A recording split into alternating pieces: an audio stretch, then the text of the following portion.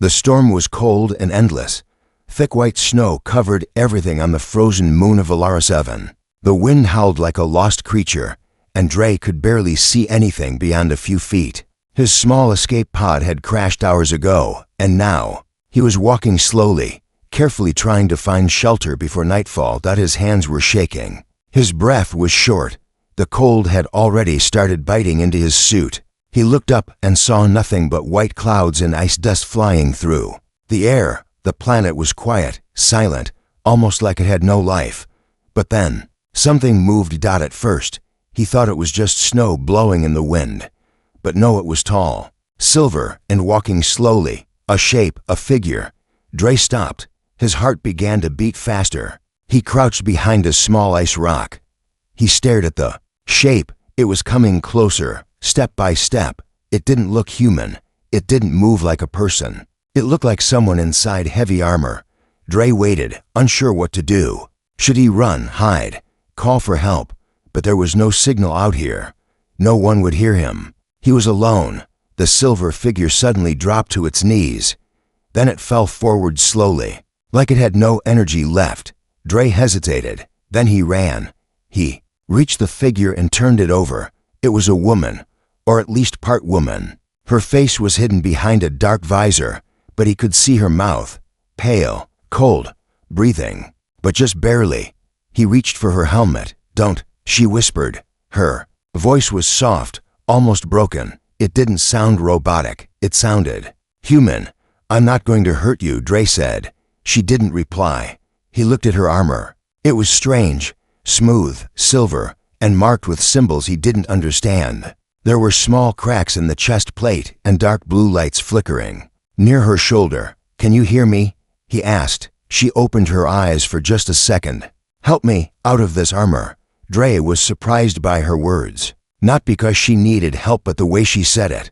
Her voice was tired, but not just from the cold.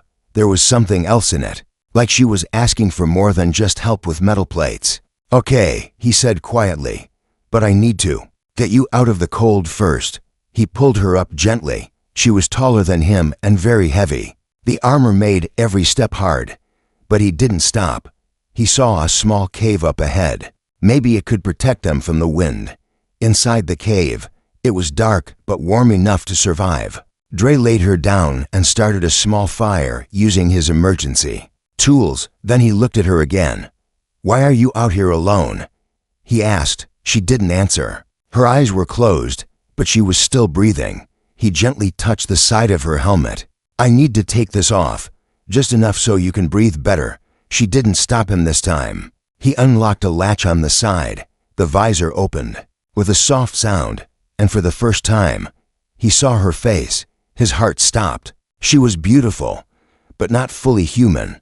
Her skin was soft and pale, with a faint silver glow. Her hair was dark blue, almost black, and her eyes, they were closed. But he could see a strange light behind her eyelids. Not dangerous, just different. He sat back. "Who was she?" She moved her lips slowly. "They sent me here to hide you." "Who?" But she didn't answer. He looked at her armor again. It wasn't just protection. It was something else, like it was holding her in, like it was a prison. Her voice came again, quieter. "I can't take it off by myself. It's locked. It's part of me." Dre frowned. "Why?" She opened her eyes. Now he could see the sadness in them. "Because they built me this way." Dre felt a chill, but not from the cold this time. "Built? What's your name?" he asked. She looked away. "I don't know." There was silence. The fire crackled. The wind outside cried softly.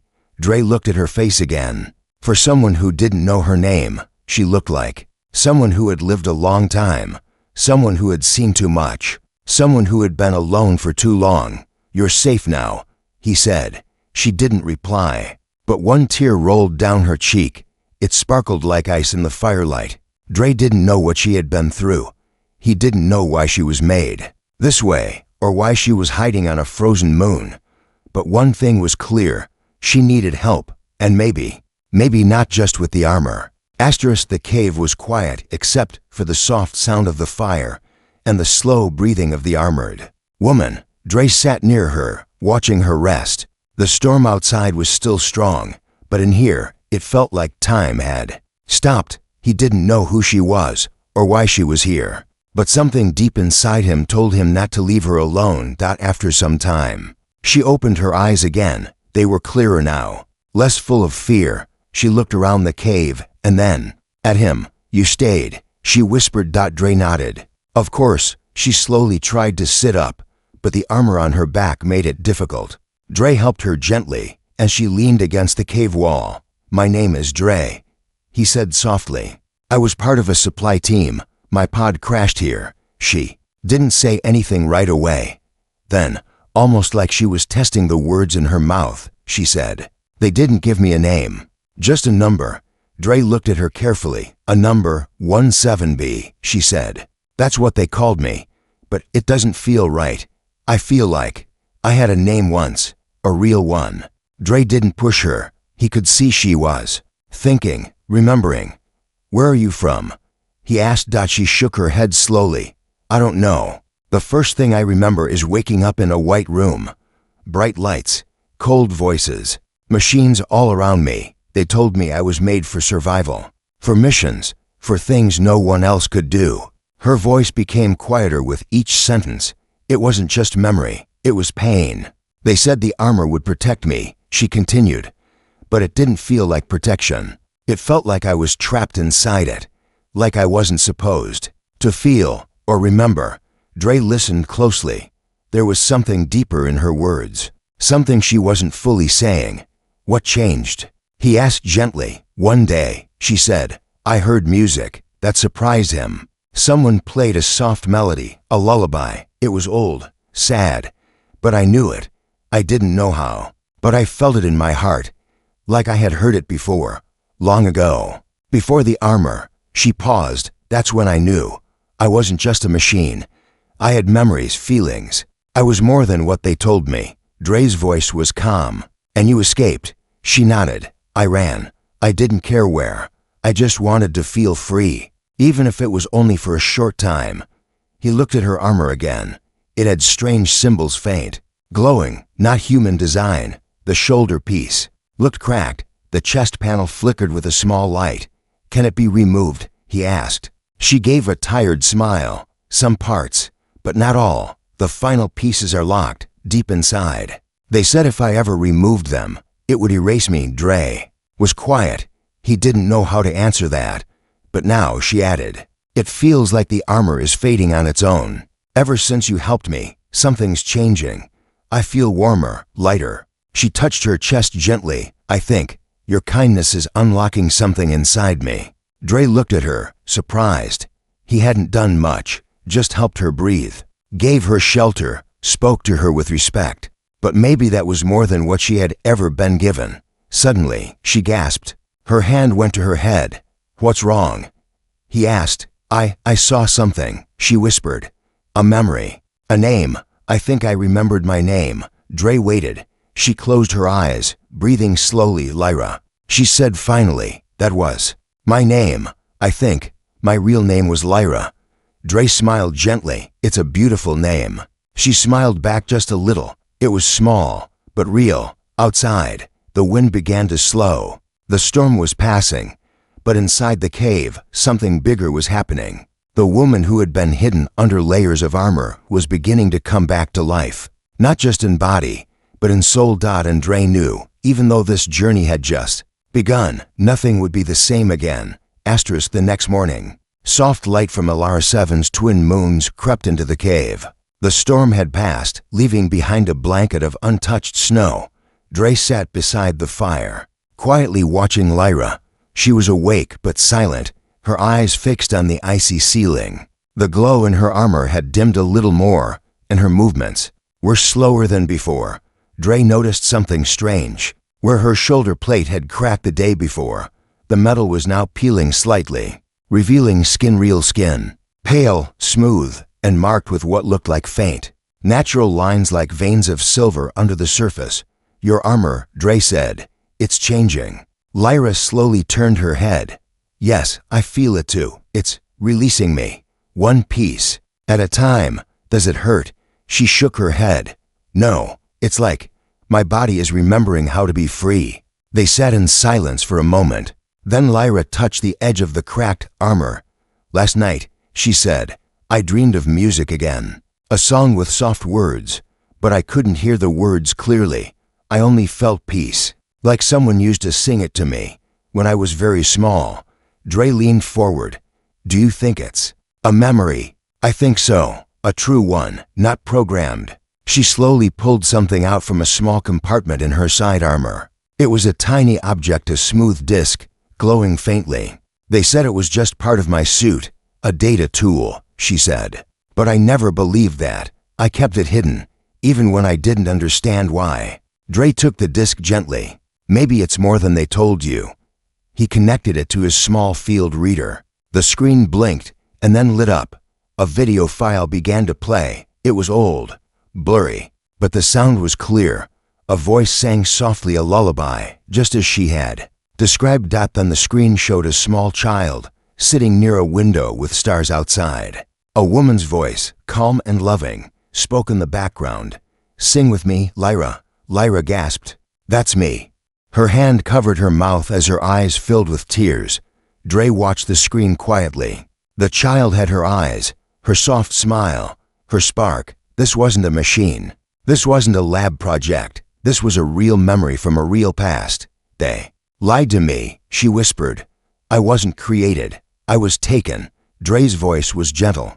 "That means you had a family, a home." She nodded slowly. "And they took that from me." Her hands trembled. The chest piece of her armor began to glow softly again, like something inside it had been touched. "I think there's more in there," she said, pointing at her chest plate. "Memories, stories, maybe even the truth." "Can we open it?" Dre asked. She hesitated. "It's not just locked with code. It's locked with emotion." The scientists called it an emotional core. They said my armor responds to what I feel. If I remember enough of who I was, the locks will open on their own. Dre looked at her. "Then we need to help you remember." They spent hours that day going through the small data files hidden in the disk.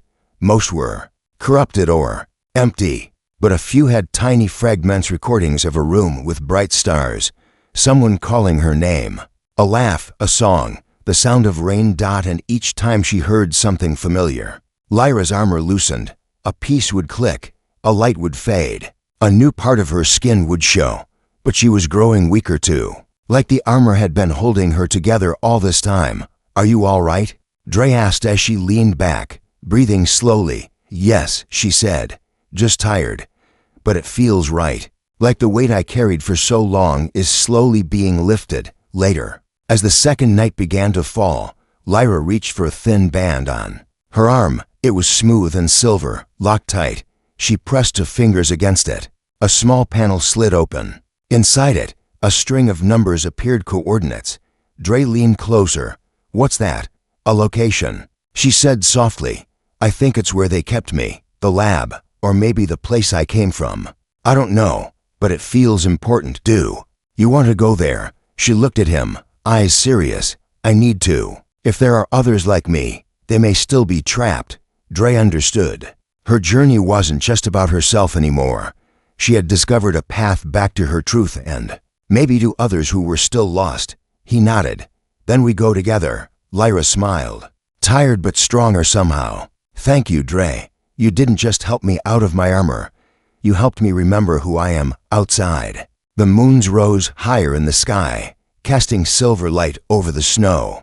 And deep inside the fading armor, something old and beautiful began to awaken. The snow crunched softly beneath their boots as Dre and Lyra moved carefully through the icy valley. The storm had passed, but the cold still clung to the air.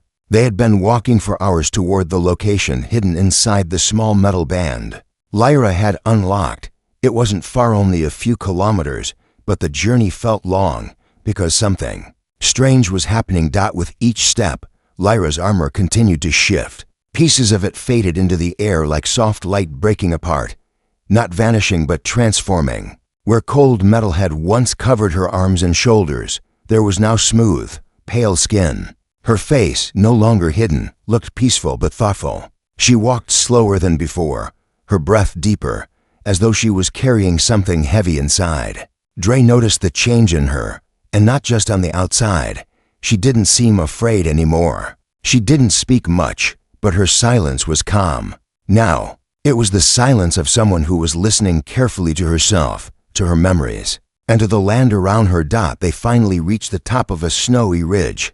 Below them, nestled between two frozen cliffs, was a strange metal structure. It didn't look like a building, but more like a shell, round and low to the ground, partly buried in ice. A soft blue light blinked from its center. "This is it," Lyra whispered. Dre looked down at the structure. "Are you sure?" She nodded slowly. "Yes, I've been here before. A long time ago. I don't remember everything, but I know this place." They made their way down to the entrance.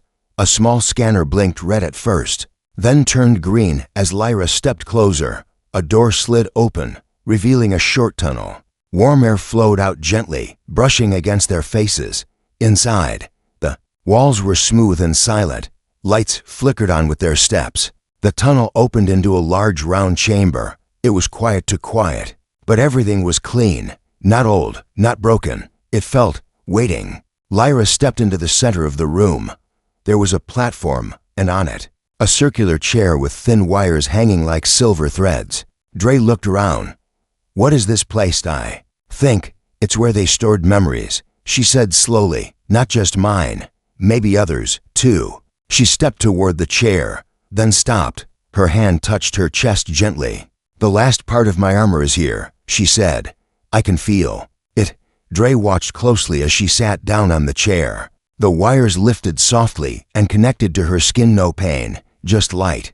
The last piece of her armor, a glowing plate over her heart, began to shimmer. A quiet hum filled the room, and then, without warning, images lit up around them, floating lights and shapes like tiny stars. They spun slowly, turning into pictures, sounds and voices. Dre's eyes widened. He saw children, dozens of them, some with glowing eyes like Lyra's, some in armor, some singing, some asleep in glass rooms. Lyra's eyes filled with tears. "They were like me. Where are they now?" Dre asked softly. She looked at him. "I don't know." Suddenly, the light changed. A warning sound echoed through the chamber. A red symbol blinked on the wall. Dre looked around. "What's happening?" Lyra stood slowly. "Someone's coming." From somewhere deep inside the structure, the soft hum turned into a pulse, a distant, steady rhythm like footsteps, but not from feet. "They found us," Lyra said. Dre stepped closer. "Who?" She shook her head. "I don't know, but I can feel them. The ones who built this place. They left something behind, something that watches." The lights around them faded, and the platform dimmed. But Lyra's armor, what little was left, glowed brighter. The plate over her chest pulsed with a warm light, and then, without a sound, it opened.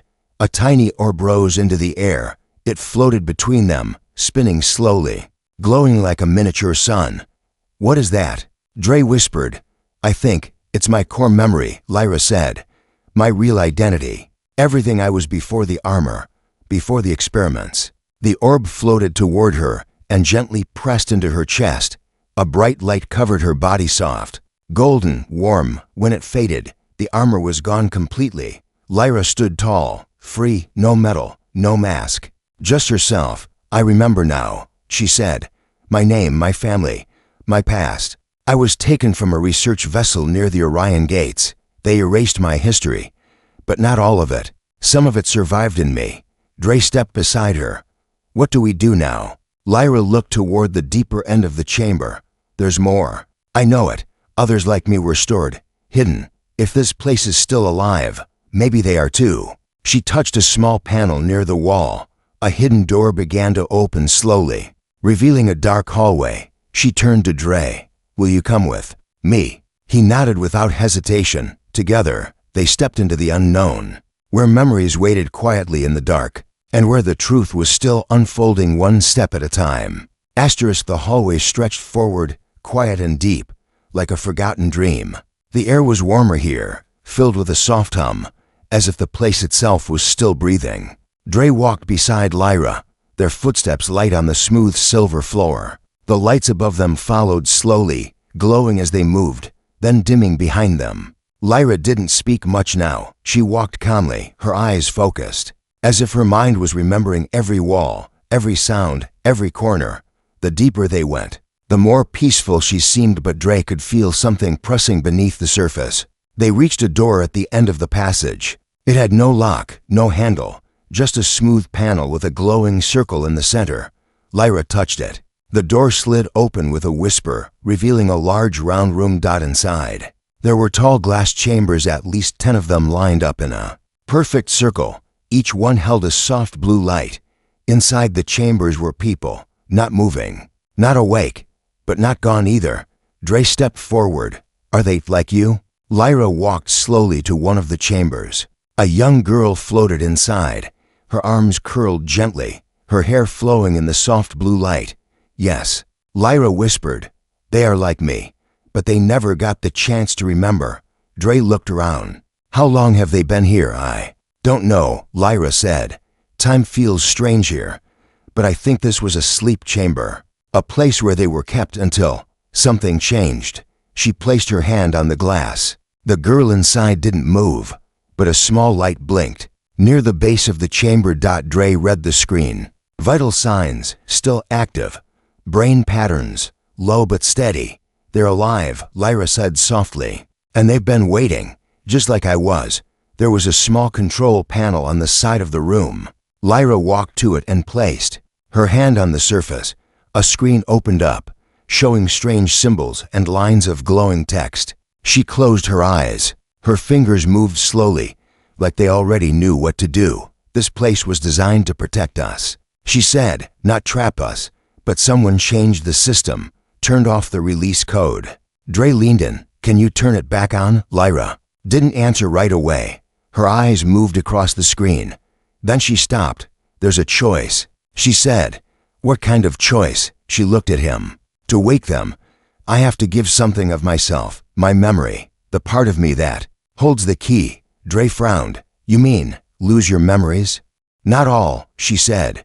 Just the deepest part, the part that holds the code to unlock their minds. If I do this, they'll wake up free. But I'll lose what I just found. My childhood, my name, the moments that brought me back. Dre stepped closer. There has to be another way. Lyra smiled gently. Maybe. But this feels right. I was given back my freedom. Maybe this is how I pass it on. She looked at the sleeping faces in the chambers. Each one looked peaceful, waiting. And she couldn't walk away now. Not when she knew how it felt to be lost and then found. Dre stood beside her. You don't have to do it alone. Lyra looked at him, her eyes soft and warm. You already gave me more than I ever thought possible. You saw me, even when I didn't know who I was. She turned back to the screen and placed both hands on the panel. The lights in the room dimmed, and a gentle pulse moved through the air. Dre held his breath. Lyra closed her eyes. A soft glow surrounded her body, not like before. Not from the armor, but from something deeper. Something real. The control screen blinked once, then again. Symbols began to shift, and a message appeared. Awakening sequence, active. The chambers around them lit up, one by one. The lights turned from blue to soft gold. Inside, the sleeping figures began to move slowly, gently, like they were waking from a long, quiet dream.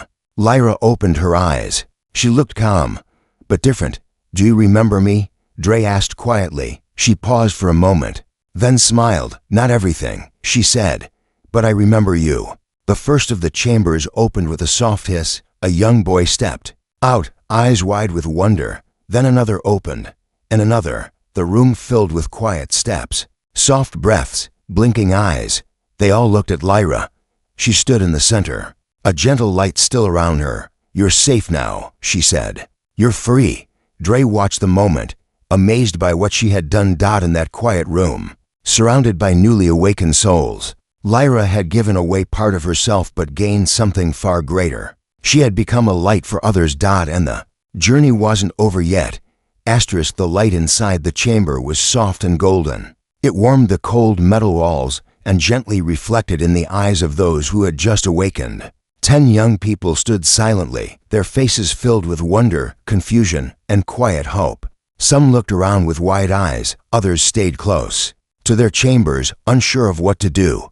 But they all looked to Lyra, She stood still in the center of the room, her body calm, her presence peaceful. The glow around her had faded now. She looked almost fully human, without any trace of armor or metal. Yet something about her felt stronger, like the part of her she had given up had been replaced by something brighter. Dre stood beside her, watching everything unfold. He saw how the others looked at her, how they trusted her without needing to speak. He realized something powerful. Lyra wasn't just a survivor anymore. She had become a guide, a voice, a memory for those who had none. One of the younger girls, maybe 12 or 13 in appearance, stepped forward.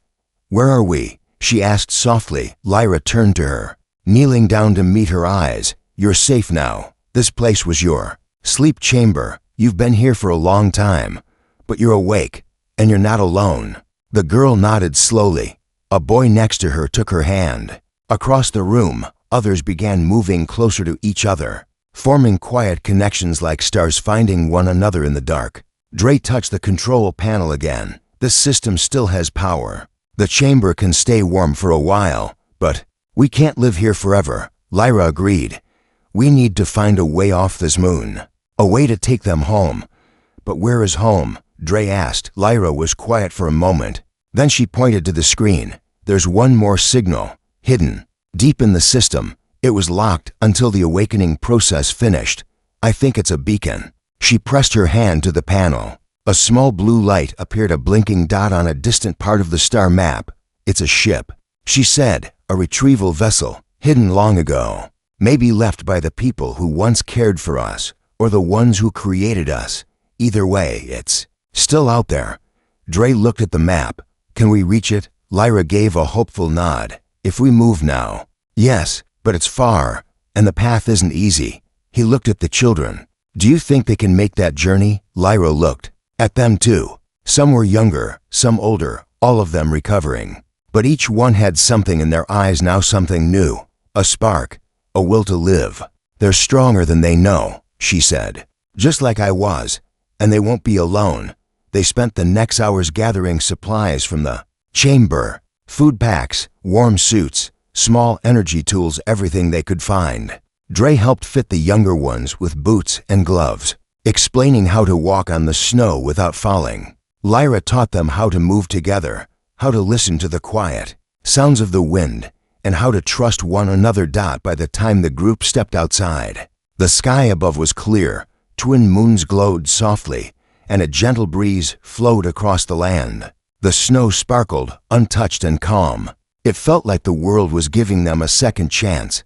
Lyra stood at the front of the group, looking toward the distant hills. "Beyond that ridge," she said, "there's a signal, a way out, a way forward." We walked together. Dre stood beside her, and when we reached the ship, "We find a new place," she said, "not just for survival but for living, for feeling, for being free." The children followed behind, in quiet lines. Some held hands, some walked alone, but close. None looked back. They moved forward across the frozen world, leaving behind the place of silence and memory. As they walked, Lyra looked up at the sky. The stars above shimmered like old songs, calling them home, not to a place they had known, but to a future they were about to create together. And deep in her heart, even without all her memories, she knew this truth. She was never just armor. She was never just a number. She was someone. And now, so were they all.